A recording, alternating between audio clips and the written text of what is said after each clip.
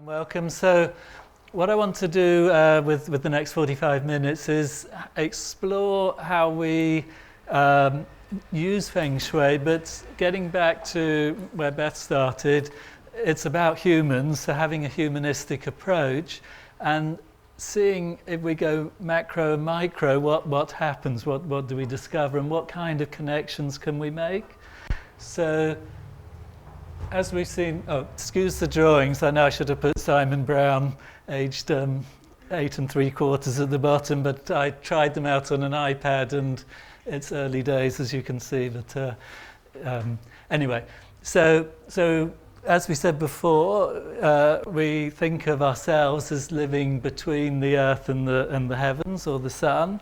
So in the trigrams, we humans are the middle line, and therefore we are a kind of energy system that exists in time and space between those two forces.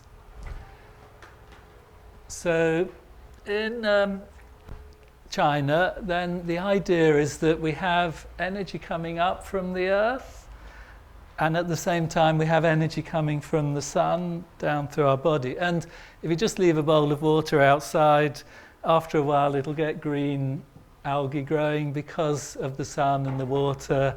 It's what forms life. It's what we need for life. So how does this work? In the meridian system, we have 3 long meridians that are really fed by the sun, and those are what we call the yang meridians. So the bladder would come all the way down the back, and in 5 elements, that's the water energy, and so it's yang water. So it's a little bit like when we say behind us is a tortoise for protection and security. It's the same element for that meridian coming all the way down the back, and it's taking energy from the sun, bringing it down the back to the earth, to our feet, to our little toe. Then we have the Gallbladder Meridian. They all start around the eyes, so this is more to the side, coming down the side of the body down to the feet. Gallbladder's a wood energy, so in Feng Shui terms it would be like the dragon, which is wood, but then we'd have the tiger, which isn't wood, so it doesn't quite fit on that one.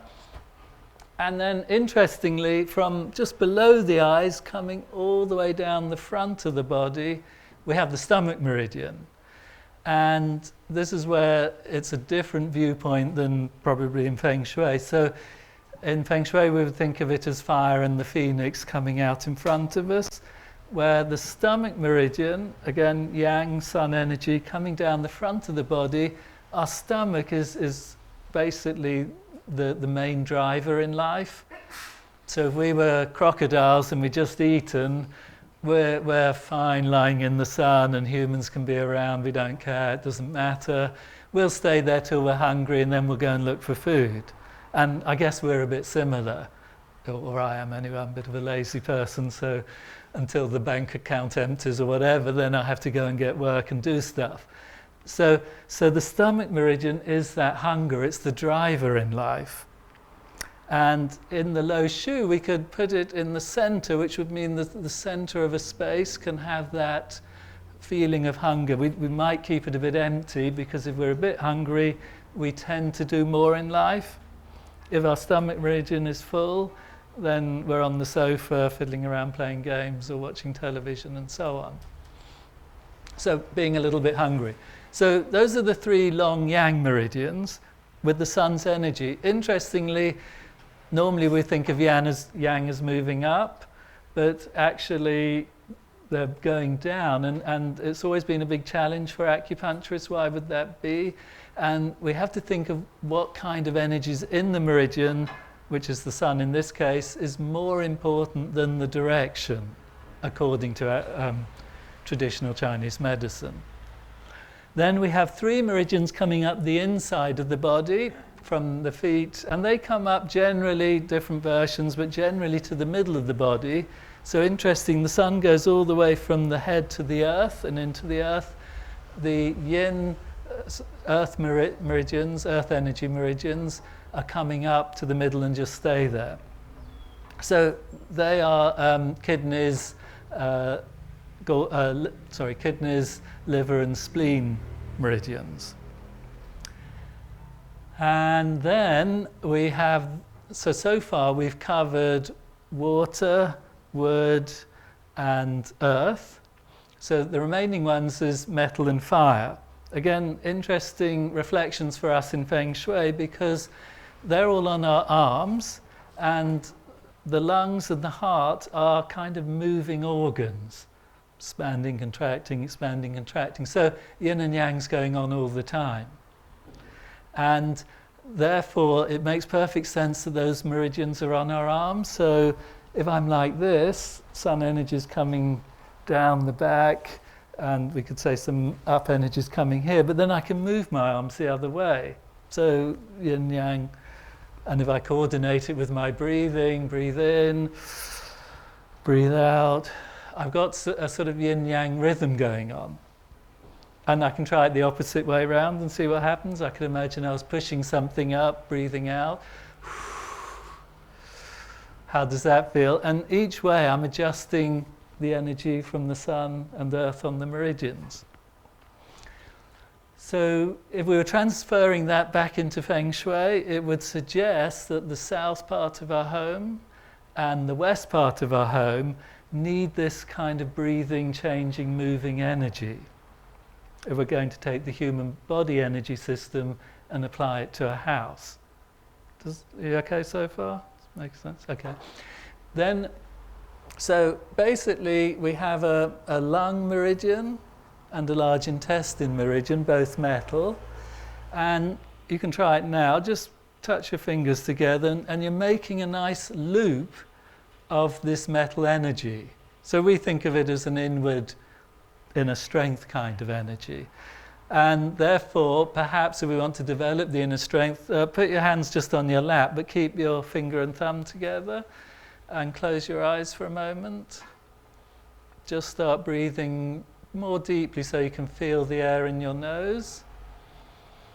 And then just try and work out which nostril is feeling cooler as you breathe in. Which nostril's feeling warmer as you breathe out. And maybe you can locate a cool spot near the front of your nose or near the top. And maybe you can even feel the air coming into your nose, so concentrate on the tip of your nose. Does it feel cooler as you're breathing in? And just notice how you're feeling for a moment, and then open your eyes. So hopefully you could feel some shift in energy, something change, just with that very short moment. So we've got these fingers are all fire and these two are metal.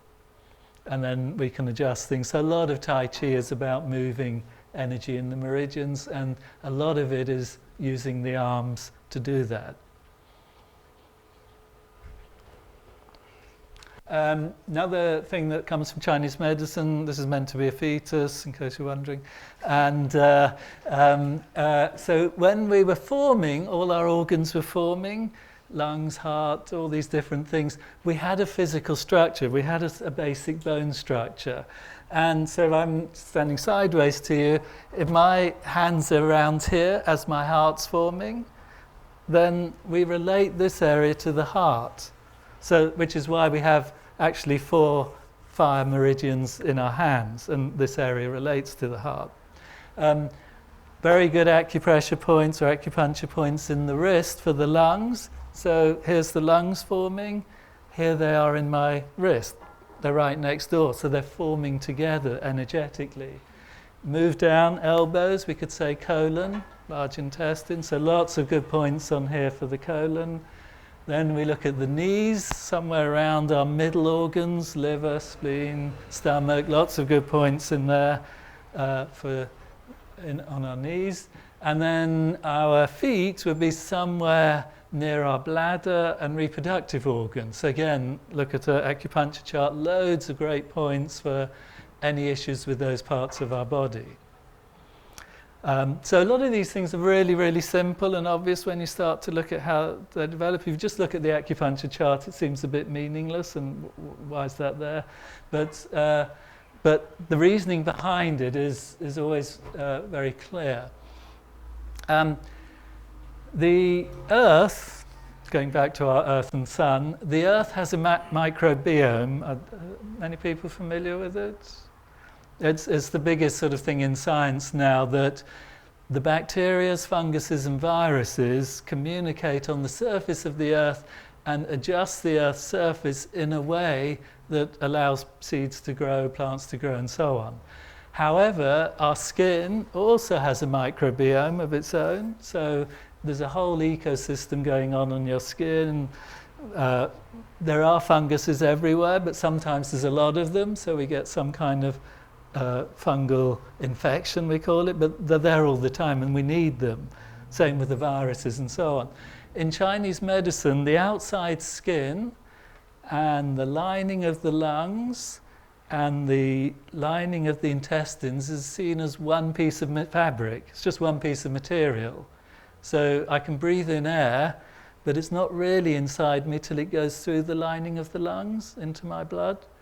Or I could eat something, but it's not really inside me unless it goes through the lining of my intestines and gets into the blood. Does that make sense? So what we're looking at is the outside skin, lungs and intestines in general as one piece of fabric, but modern science is telling us that that's also the same on the surface of the Earth. So the surface of the Earth is like one skin, with the whole microbiome going on. Then we have our outside skin, but we also have two inside skins.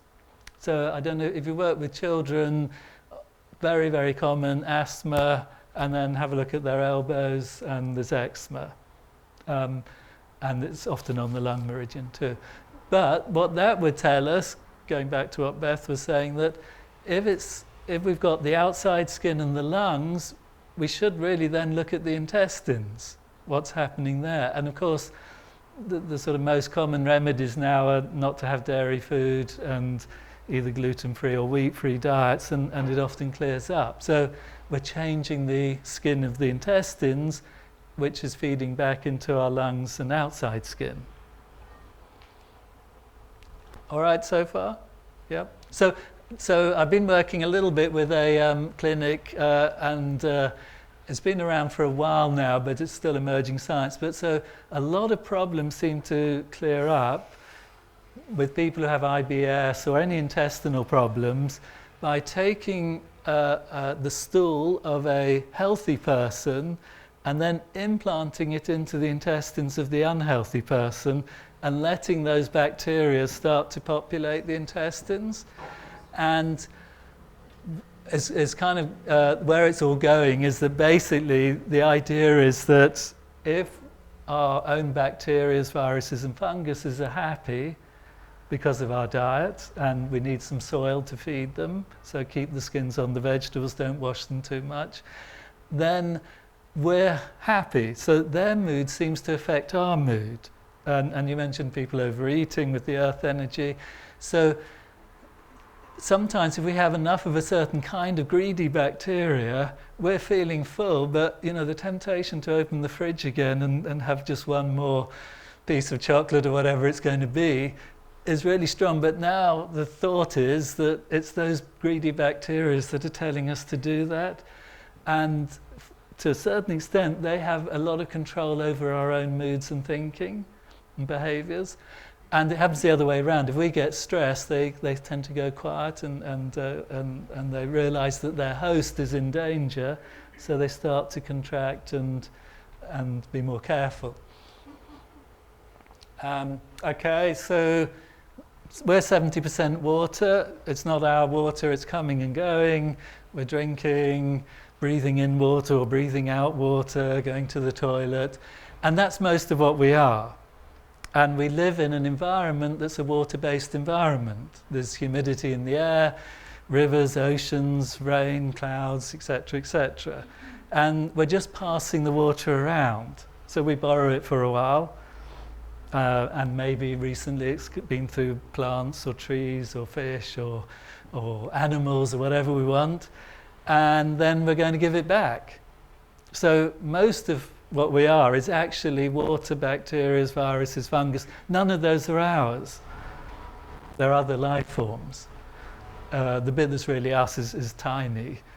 So all the old traditions, the Zen Buddhism, the Taoism, this idea of trying to let go of the little bits of us that we think are important to us, and just concentrate on the idea that we're in the flow of water, if you like, is very refreshing sometimes and gets us out of a lot of upsets and mental health issues and so on. But again, the water that's inside us at the moment is contained within a bag, which is our skin. So essentially we're bags of water wandering around with some viruses and bacteria in. and we think it's special, which is great, because we are. Same time, we're breathing. So we have a symbiotic relationship with the trees outside. They're producing oxygen, we're breathing it in, we're giving out carbon dioxide, they're taking that in. And if we look at Feng Shui, the words wind, water, you can see that probably it's originating or alluding to this idea that it's all about the water and the air. And that's basically what we are, that it's a symbiotic, or we're just part of the whole. Does that make sense? Nothing special about us at all, in that sense. Then, okay, so we talked about this, but I want to go on to something about cells. I don't know if anyone's read the book Biology of Belief, Bruce Lipton. I'm not saying that he's got the answers for everything, but it's an interesting insight into our cells and how they respond. His main claim is that it's not the DNA of the cell that matters, it's the membrane, it's the skin of the cell and how it reacts to its environment. So our cells adopt to their environment through their membrane. The DNA only becomes active in cell reproduction, and it's only, if you like, in epidemiological studies, the triggers that might cause cancer and other things only happen when we're in an extreme stress situation. So they get switched on, and then cells reproduce using the DNA that now has these switches on, and then we get different cancer cells or whatever it is developing. Otherwise, if we can keep our cellular environment okay, then we're fine. We don't switch them on, and those cells will reproduce just as normal, healthy cells. So he says that a lot of the factors, and it's borne out with most research, is that stress and what goes on in our head is upsetting the cells more than anything else. So the environment the cells are in changes more by what we think about and whether we get stressed or not than anything else. So I come from a kind of healthy food background with macrobiotics, so that was quite challenging for me for a while, but I think he's probably right, and the research is correct, that the stress does change us so much, and our immune system especially, that there's something to that. So we have trillions of cells in our body, but they're life forms in themselves. So if you think of a human body, we've got all these little cells everywhere, and they live, they look after themselves, they reproduce in a similar way that we have for how many billion people on the planet, and somehow we have to live together. If our own cells start fighting each other, we're in trouble. It's not going to be a happy place inside our skin. Just as if we go to war, it's not great. It's mutually destructive, and we harm the environment that we live in.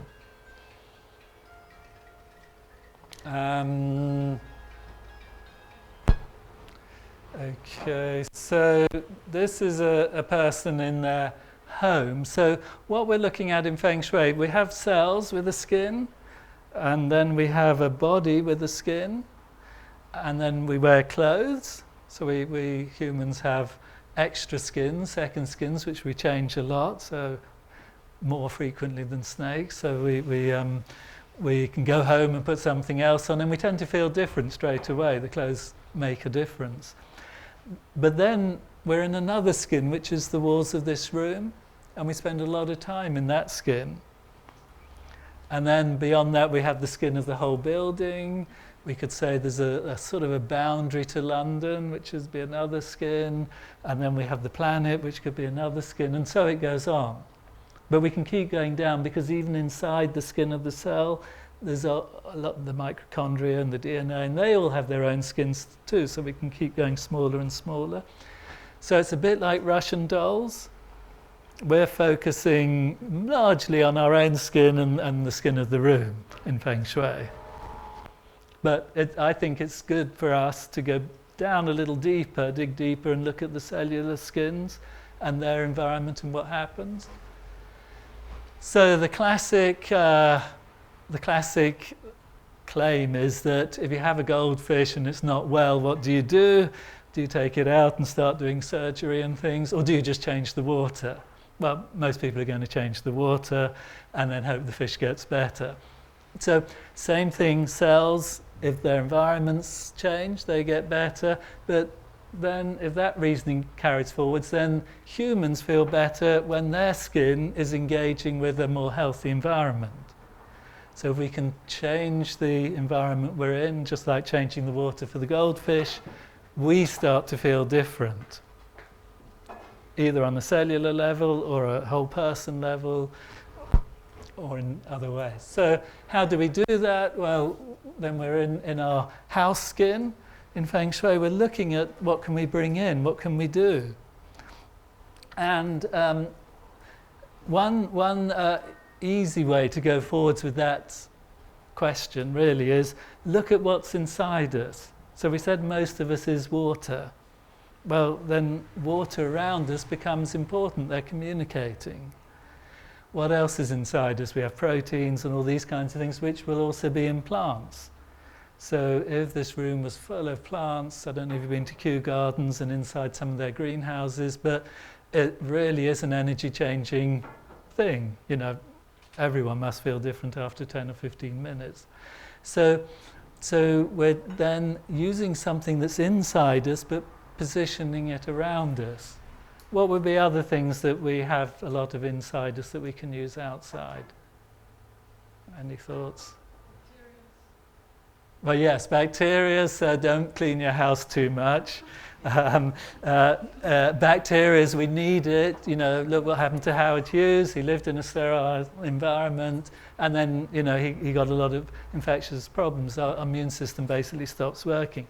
And now we're saying that most allergies come from eating sterile foods because they're too clean. We're not exercising our immune system, which is mostly in our intestines, and therefore it starts to behave inappropriately. But so we have a lot of salt in our liquids, which acts as an electrolyte. So we could argue that that's carrying qi around the body. So having salt around us, strategically placed, is another way we can have that symbiotic relationship. So in this part of this drawing we have some salt, and then iron. We have iron in our blood, very important. If we become anemic, it's big problems. So something with iron and metal is then relating to us inside. Obviously you can go a lot further than this. Having fruit and vegetables in your kitchen out and about is great. By the way, one of the biggest problems we probably have since the 50s is refrigeration. If you keep food outside, it collects bacteria, spores in the air will start to feed on the skins of the food, develop a whole ecosystem there. Then when we come to eat it, it feeds and populates the bacteria already in our intestines. If we keep stuff in the fridge, it's generally too cold. They go to sleep and they become inactive. But anyway, we could argue it's good Feng Shui to have it out there. So last bit is to quickly say, so here's the Lo Shu we use in Feng Shui a lot. I'm not going to bother explaining this, but I think everyone gets the idea. Then what we can say is, let's connect it So it's essentially a clock, so we can go around the Lo Shu with the times of day. It's a calendar, so it becomes a lunar calendar, but also a seasonal calendar. And it's a map because we have the directions. So it's one of the few ways that I know of that a culture has connected time and space in such a sort of easy way, a common sense way.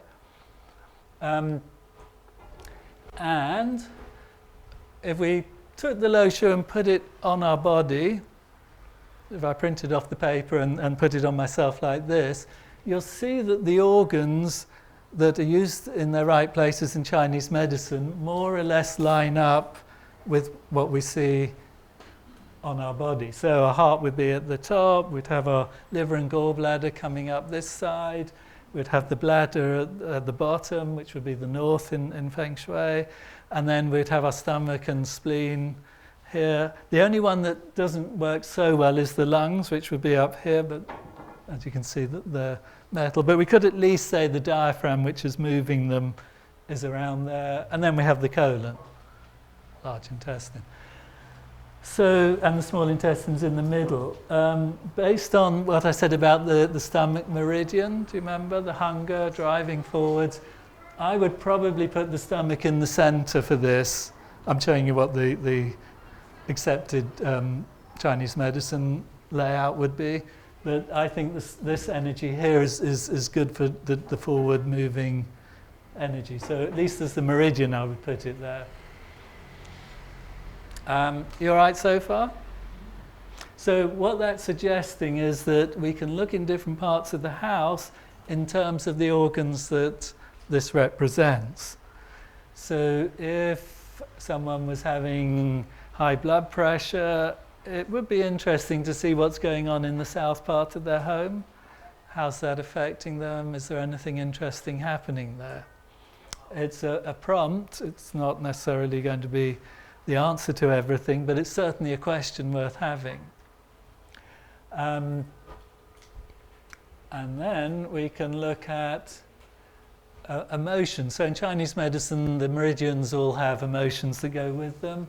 So if we had a client who was feeling, let's say, very anxious, we would look in the north, the water element, and start to see what would happen there. What could we do? But of course we can transfer it into time. So anxious, north, it's also going to be nighttime and winter. And I think you can imagine how these things came up. You know, if we were out and about in the woods in the night, we're much more likely to be anxious than if we're out and about in the woods in the daytime. So the time and space aspect comes in. But then we can start to look at, well, how could we also use time as, in the previous talk, we were looking at time relationships with different things in our lives. So we can then use the time as well. And then we can look at the meridians. We can superimpose the meridians into the Lo Shu. And so remember, fire we said was arms, heart, but that's a moving energy. It's a pumping energy. So then south part of a house, then maybe we need to allow some space for that. Maybe we want some movement in that part of our house. This, the west part of our house, would be a breathing energy, according to this. So the west part would be interesting in terms of, can we kind of help our house breathe? Can we help the space refresh and change energy? But you'll find that it correlates very well to the seasons at the same time. So we could say that when it gets cold in the winter, our body naturally tries to reduce liquids. We want to dehydrate a bit. They're not useful in cold weather. So the kidneys and bladder become more active. They're more important. Then as things warm up, you know, around March, April, people are detoxing, losing weight. You know, it's all liver kind of things that we want to do. Then we come up to the exercising. People are looking after their hearts. They're running in the parks in the summer. Things are happening. Then afternoon, luckily I'm not talking after lunch, but for those who are, it's a difficult time because our blood pressure's coming down, blood sugar's dropping, hard to keep everyone awake, and so on. So it's a very nice model for being holistic with people and connecting Feng Shui to the human cells. And I just want to leave it with this last point, which is that as humans we have brains, and those brains are conditioned by our life so far.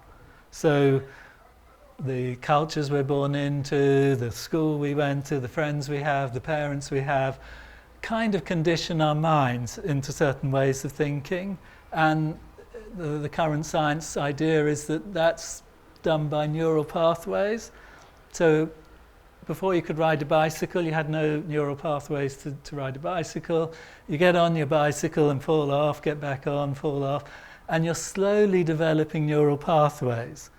And then at some point, oh wow, I can actually ride this thing, and now I do have the neural pathways. And they never go. You can go back to, but if you continue, you'll build them up even more, and you can ride around, look mum, no hands and all that, and go up mountains and across rough terrain, and you're fine because you have loads of these neural pathways now. You're really good at it. Same with swimming and everything else. But if we take that idea into other things that are more conceptual, like Feng Shui and everything else, and then the risk we have is that we condition our mind in a way that's built upon constructs. Does that make sense? Man-made ideas. So I think that with all these things, everything I've said, we have to take it as an interesting possibility. It's definitely not reality.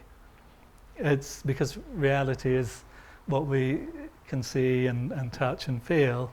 But beyond that, the things that we make up in our heads is much more in the domain of mental exercise and trying to get interesting ideas, reflections, possibilities, and so on, of our own.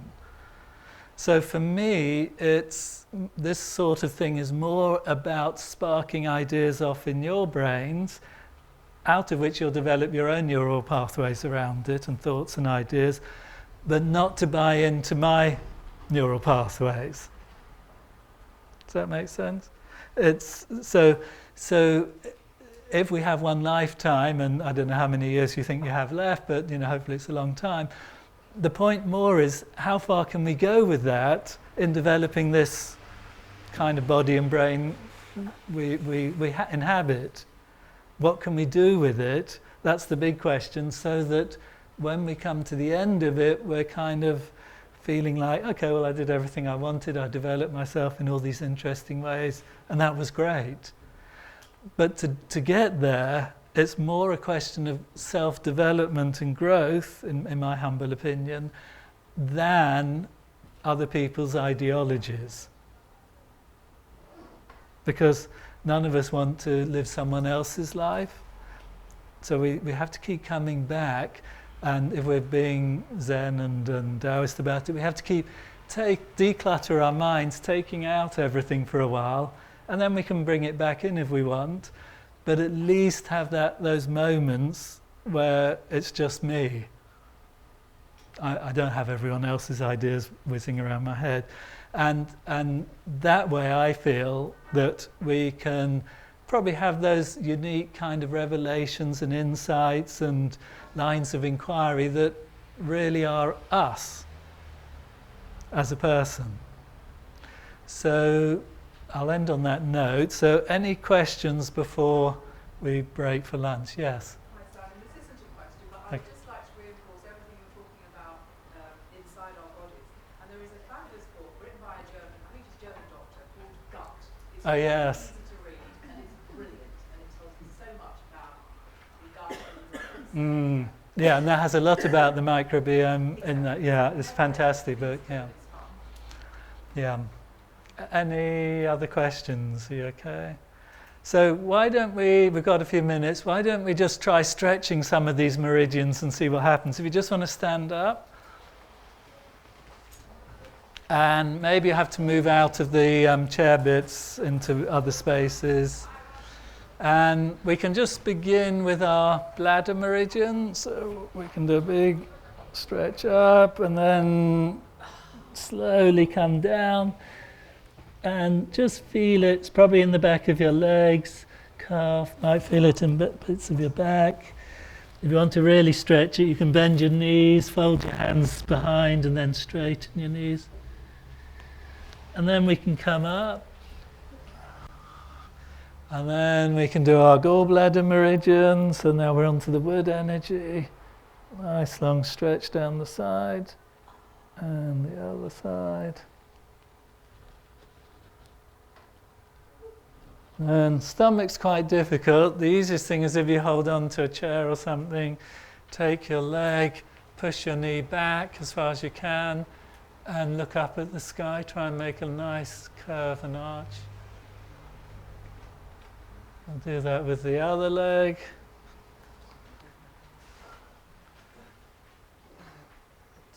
Yes.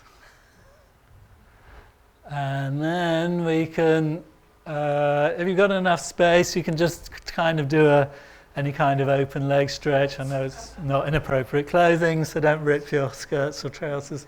But you get the idea. You can try it at home when you're in a bed. But you want to feel a nice stretch. You'll stretch all those 3 meridians on the inside. Lots of arm stretches. We can do this triple heater, which I didn't mention, which is our metabolism. And here we can do, this will do the heart and small intestines.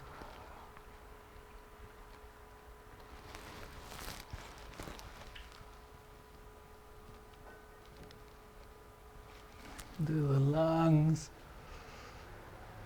Breathe deeply into your chest.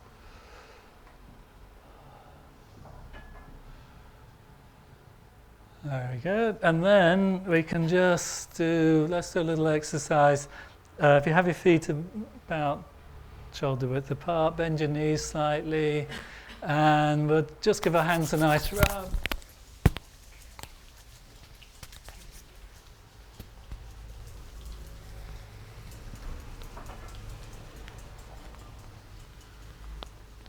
And then just shake them out.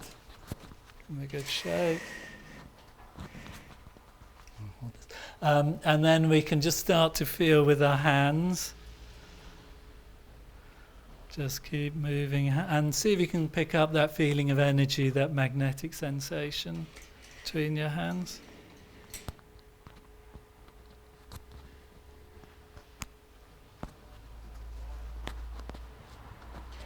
You can try very close together or further away. And then we can just start to do, like in Tai Chi, something like this. So palms up, turn over, palms down. And you might feel that it's a bit easier one way, so there's a slight draft against your hand. So where I am and around me, the energy is going up, it's easier, and then I can feel a slight resistance, like a little wind against my palms, easier. And then it depends on your own energy, but also it'll be different in the room. But could you feel either up or down around? Yeah? How's it where you guys are? Cool. Okay, so we can do that, and then we can try, with the windows might be a good one, but sometimes with the door, we can try, is the energy coming in through the windows or going out? So where I am, there's a strong flow in from the window, but again, could be that in that part of the room the energy is going out, but we can just see what you can feel. The people by the door might pick up more of the energy that's relating to the door.